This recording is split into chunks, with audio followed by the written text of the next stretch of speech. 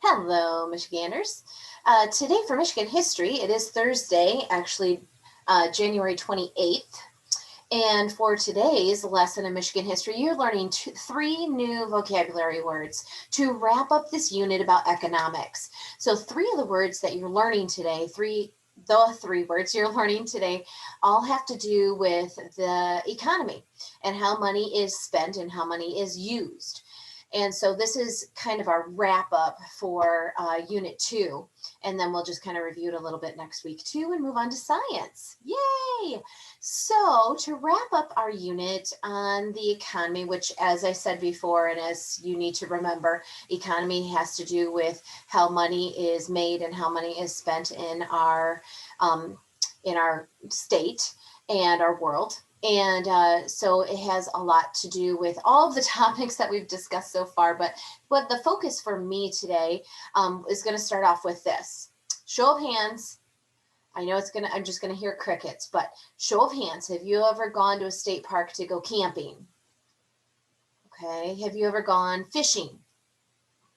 Have you ever driven on the road with your parents? Okay, yeah, I've driven on a road before. Mrs. Kodish is crazy. Have you ever, seen your parents get a ticket before by the police? Maybe they were going too fast. Maybe it was me, maybe it was my parents. I'm not going to say. Okay. Have you ever gone to the store and bought groceries? Have you been with your parents? Have you ever used your own money to buy something at the store? Speaking of that, let's just say you have $1 that you can spend at the store. You go to the store, to the dollar store, you have that $1, you want to buy something special, and you get up to the cashier and she says, "Oh, it's $1.06. But wait, it was only $1. This is the dollar store. It's only $1. Well, honey, but you owe $1.06. I want you to think for a second. Why $1.06? Why did she just make me pay more money than what I was buying? Those are some topics that are going to make our brains, our Michigan history, economic brains start twirling around and start thinking. Okay, so today, this is one of my favorite activities actually to do with kids in class, but unfortunately we're not. So anyway, you're going to be using your packet today that I gave you copies of in your distribution bag last week. And actually, we're going to be looking at page 44 of 51. 44 of 51. It is a word card page, and we're actually going to be zooming through several of these today. So take a look at that page if you need a little bit of reminders. So again, that's page 44 of 51. So if you didn't hear me, you can rewind this video. Okay, it's not writing it in the chat. Page 44 of 51. Anyway, I will reflect that page as well so you can see that. And we're just going to review a few things. And you know me, I like videos to help out, to have some fun too, so we'll do that as well. So as you can see in this picture, this is your packet. Now, Mrs. Kodish just wants to make sure she's sharing the right page. Yes, I am. Hooray me. Anyway, so the packet that you have at home, this is the colored version, obviously. This says page 3 of 9. No. I said page 44 of 51. But anyway, the three words I was just discussing in that video have to do with these money pictures. Taxes, fines, and fees. Taxes, fines, and fees. Now we're going to zoom through these for a second, and then we'll dive into them a little bit more and find some examples of these. Now, a tax is what you pay the government when they are doing services for us. For example, Dansville Library, the public library across from the Nickel. Those ladies in there that are working and checking out books for you, they are paid by the government. And who pays the government? Us, by paying taxes. We drive on the roads, as I said as an example before. And who takes care of the roads? Oh, construction workers, Mrs. Kodish? Yes, that's true. They have workers all summer long filling in potholes and whatever. And those workers are paid by the government. Who pays the government? The people. So taxes are just a little bit of added money onto the things that we buy. So when I said that you go to the dollar store and you spend $1, but it's $1.06, that's because they put 6 cents on every dollar. So let's think of multiplication here. What if I spent $5? Oh, 5 times 6 would be 30. So my total would be $5.30. Try that. Let's say I spent $3. How much would the tax be then? I hear your brain moving. That's your brain moving. Yes. $3 times 6 cents would be 18 cents, would be 18. So your total would be $3.18. So think about your parents buying a car, buying a house. Those are bigger items. And so the taxes are going to be even more for those items. You buy $100,000 house, you'll have to pay $10,000 in $6,000 in taxes. So it gets up there. It gets up there. But we're just helping our state continue to function and continue to have that money going from person to person. And you do this for me, I'll do this for you. That's the exchange piece. You're also learning about fees. Now, when I asked you if you've ever been to a public park to vacation, meaning to go camping or hiking, or if you've been across the Mackinac Bridge, your parents had to pay money to be able to go across the Mackinac Bridge. Those are fees. Now, fees are paid to the government for exchange for doing something fun, doing a fun activity. Okay, so if I want to go camping, if I want to go fishing, I have to buy a fishing license. That money goes to the state, and that's a fee for allowing me to do something. I know some of you have probably a hunting license, and you have to have that to have permission and legally able to hunt. Well, those are fees for doing something we enjoy. Now, fines would be for doing something that we're doing a little no-no activity like breaking the law. Now, if I break the law, like speed down the road, and a police officer catches me, he will give me a ticket and I have to pay a fine because I broke the law. Okay, so people pay fines even for things like littering. If I see you throw something out your window while you're driving down the road and it's garbage, not necessarily a banana peel or an apple core or something, but garbage, I can report your car and they will make you pay a fine for littering because it's against the law. Now, so let's go in and we're going to watch just a little video. This is going to be a little longer lesson today because we just need to finish up this unit. So just deal with me talking, okay? All right, so we're gonna watch a little video and we're gonna watch most of it, not all of it, but on taxes, because I think out of all of them, that might be the most difficult one to understand. So here we roll. This video is being brought to you by Brain Pop. Brain Pop. Okay, here we go. Beep, beep, beep, beep. I have to turn up your volume, loves. Moby, those fries ready yet?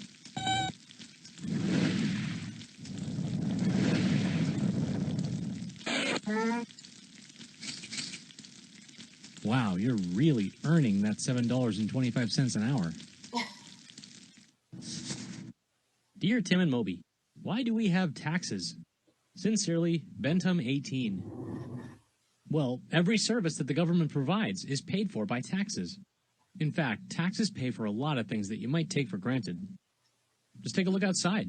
Without taxes, roads wouldn't be paved, bridges and tunnels wouldn't be built, and there wouldn't be any public buses or trains. There'd be no public schools, no police departments, no fire departments, and no military either. Every government employee, from the President of the United States to public school teachers, and from police officers to garbage collectors, depends on tax money for their salary. Well, there'd probably still be French fries. Taxes are as old as society itself. Back in ancient Egypt, farmers had to give a percentage of their crops to the pharaoh. In fact, all the way up to the 19th century, you could either pay taxes in cash or as a percentage of your sheep or your grain or your fabric, basically with whatever you had. Nope, sorry, you can't do that today. Anyway, since taxes pay for so much stuff, there are lots of different tax types.